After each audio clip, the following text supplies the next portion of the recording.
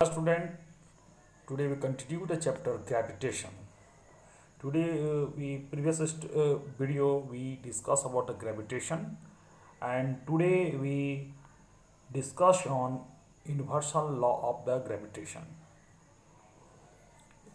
Universal law of the gravitation state that कि every object of the universe attract to each other is the a force is proportional to product of the mass and inversely proportional to a square of the distance between of the them, and force acting along the line jointing of the two object. बच्चों, आज का ये हम video में हम बताएंगे कि universal law of the gravitation मतलब कहा जाता है कि इसके अनुसार कहा जा रहा है कि ब्रह्मांड में हर वस्तु हर थिंग्स एक दूसरे को अट्रैक्ट कर रहा है, और ये अट्रैक्शन जो फोर्स है, तो ये फोर्स कितना होता है, तो ये फोर्स जो होता है जैसे कि अपने इस वीडियो में मैं आपको दिखा रहा हूँ, जैसे कि ये देखिए, ये दो ऑब्जेक्ट हैं ए एंड बी, और दोनों के बीच का डिस्टेंस है डी, ठीक है, और इसका मास बड़ा कैपिटल एम, इसका स्मॉल एम, और दोनों के बीच का डिस्टेंस है डी। तो इसके अनुसार जो एफ जो होगा यानी कि m into proportional m into m n, and यानी कि that means they proportional to force proportional to product of the mass and inversely proportional square of the distance. अभी दोनों को इक्वेशन को हम जो कंबाइन करेंगे तो आएगा a proportional m into n d square, और इसका जो बार बार इस रेशियो को हम लोग जब करेंगे, हर चीज़ में एक्सपेरिमेंट करेंगे, तो हम लोग को एक आएगा एक कांस्टेंट जिसको कहते हैं कांस्टेंट ऑफ प्रोपोर्शन, और इसी को हम लोग कहते हैं यानी दैट मीन्स एक वैल्यू आता है जो हर बार में सेम आएगा, तो उस वैल्यू को यहाँ पर डिनोट किया गया है कैपिटल जी से, जिसको हम लोग भी कहते हैं यूनिवर्सल कांस्टेंट, ग्रेविटेशनल कांस्टेंट भी कहते हैं, ठीक है। तो इसके मतलब ये जितने भी हमारे ब्रह्मांड के कोई भी बात की हम लोग कर रहे हैं, जैसे कि आपका सन की बात करें और मून की बात करें, तो दोनों में अट्रैक्शन होता है, जो इस अट्रैक्शन जो फोर्स दोनों के बीच में है वो उसके जो होते हैं दोनों प्रोडक्ट के जो प्रोपोर्शनल होते हैं, यानी कि जितना अगर प्रोडक्ट ज़्यादा हुआ यानी कि जो जितना वेटेड हुआ है ना, जितना मास ज़्यादा हुआ उस पर फोर्स ज़्यादा होगा। इसलिए देखिएगा कि जो आपका ये फोर्स जो है उस ज़्यादा आपका जैसे जो आपका प्लैनेट बहुत बड़ा है, ठीक है, उसमें क्या है उसका और वो दोनों के बीच अगर और कोई छोटा प्लैनेट है तो दोनों के बीच में जो प्रोपोर्शनल जो प्रोडक्ट होगा, दैट मीन्स कि जो फोर्स जो होता है लेकिन यूनिवर्स में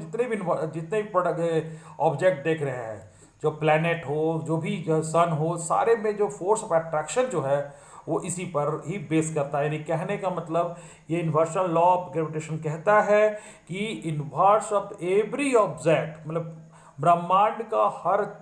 जो मतलब ऑब्जेक्ट है एक दूसरे को अट्रैक्ट कर रहा है, और इसका जो फोर्स जो है proportional to product of the mass and inversely proportional of the distance, यानी जितना दूरी ज़्यादा उतना फोर्स ऑफ अट्रैक्शन क्या होगा,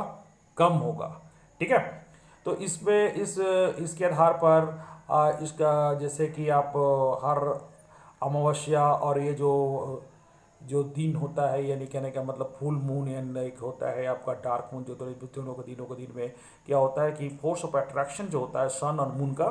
ज़्यादा होता है, सॉरी अर्थ और मून का ज़्यादा होता है। इसलिए टाइड्स जो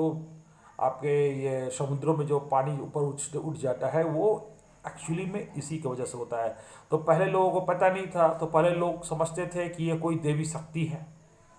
जो अमावस्या और पूर्णिमा का दिन होता है, इसलिए देखिएगा जितने भी लोग सिद्धि लोग करते थे उस दिन वो लोग का किया करते थे, लेकिन वो ये साइंस इस बात को फिर वो प्रूफ किया कि ये जो होता है कि वो जब जितना सामने हो जाता है, वो जब सामने हो जाते हैं दोनों के एकदम एक सामने सीध में हो जाते हैं, तो इसकी वजह से क्या होता है फोर्स ऑफ अट्रैक्शन बहुत ज़्यादा होता है, इसके चलते हाई टाइड्स होते हैं। तो यूनिवर्सल लॉ इसका इंपॉर्टेंस क्या है, इसका इंपॉर्टेंस है universal law of gravity successfully explain the several phenomena, जैसे कि आपका फोर्स बाइंड ऑफ द मतलब जैसे कि कहने का मतलब पृथ्वी और जो आपका मून है एक दूसरे को अट्रैक्ट कर रहा है, उस फोर्स के वजह से ये जो बाइंड करके रखा है, इसकी वजह से सारे मूवमेंट कर रहे हैं। यानी कि जो जितने सौर मंडल में जितने भी प्लैनेट है जो मूवमेंट करते हैं वो इसी वजह से करते हैं। Motion of the moon around the earth, जो आपका मोशन जो है जो मून का हमारे अर्थ के चारों ओर, तो इसके वजह भी वही है आपका इन्वर्शन यानी कि gravitational force. A tide due to the moon of the sun, इसके वजह से भी जो होता है, और जो आपका टाइड्स जो होता है due to the moon and the sun, और इस पर अर्थ भी आता है, इसके बारे में इस पर चर्चा नहीं किया, लेकिन वो उसके चलते भी होता है। कहने के मतलब ये जो अट्रैक्शन फोर्स है उसके चलते होता है। यानी कहने का मतलब ये जो जितने भी फेनोमेनन है इसके बारे में हम लोग को ये इन्वर्शन लॉ बताता है। उसके बाद जरा सा एक इंटरेस्टिंग स्टोरी जो है आपका आइस जो न्यूटन है उनके बारे में जरा कुछ जान लीजिए। ये जो न्यूटन के बारे में हम जानते होंगे कि ये एक फैमिली जो थे, जो कहने का मतलब जो खेती बाड़ी करते थे उस पर से बिलोंग करते थे, लेकिन इनको खेती बाड़ी में मन नहीं लगता था। तो ये 1661 ईस्वी में यार ये स्टडी के लिए कैम्ब्रिज गए, और उसमें फ्लैग का महामारी चल रहा था। तो इस बीच में ये क्या हुआ, ड्रॉप अप करके वो घर आ गए, और घर में वो क्या है कि वो सेब के पेड़ के नीचे है, तो वहाँ सेब जो नीचे गिरा तो उसके बारे में उन्होंने एक खोज किया, ग्रेविटेशनल के फोर्स के बारे में खोज किया, और तब जाके कहने का मतलब एक्सीडेंटली ही कही है लेकिन वो हुआ। उसने बहुत ही फार्मूला दिया मोशन के बारे में, जो आपको प्रीवियस चैप्टर में आपने पढ़ा। ठीक है, मैथमेटिक्स में जो कैलकुलस जो है, जो आप लोग 12 में पढ़िएगा, जिसका भी खोज जो है, जिसके जो दिया है वो न्यूटन ने दिया। यानी कहने का मतलब ये जो है आपका बहुत से जो रेवोल्यूशंस जो है, ठीक है, ये उन्होंने किया। ठीक है, और इसी का न्यूटन का कॉम्बिनेशन करते, और ये एक और भी एक वैज्ञानिक है जिसके बारे में आपका इस बुक में चर्चा है, जिसमें क्या है कि 16th सेंचुरी जो था, lot of data of the motion, यानी कहने में उसमें लोग आकाश में हमेशा देखते रहते थे टेलीस्कोप से, वो कि क्या हो रहा है भी, ये जितने भी वो कैसे काम करते हैं, कैसे प्लेनेट मूवमेंट करते हैं। तो इसमें जो कैपलर साहब जो थे, जोहान्स कैपलर जो थे, उन्होंने लॉ दिया। ठीक है, उसको कैपलर लॉ भी कहते हैं। उसने ही बताया, मतलब ये इन्हीं का दोनों का मिक्सअप कहिए, इन सारे जो साइंटिस्ट थे वो सारे मिक्सअप करके फिर ये एक लॉ दिए कि orbit of the planet ellipse, मतलब वो गोलाकार नहीं, एलिप्स है।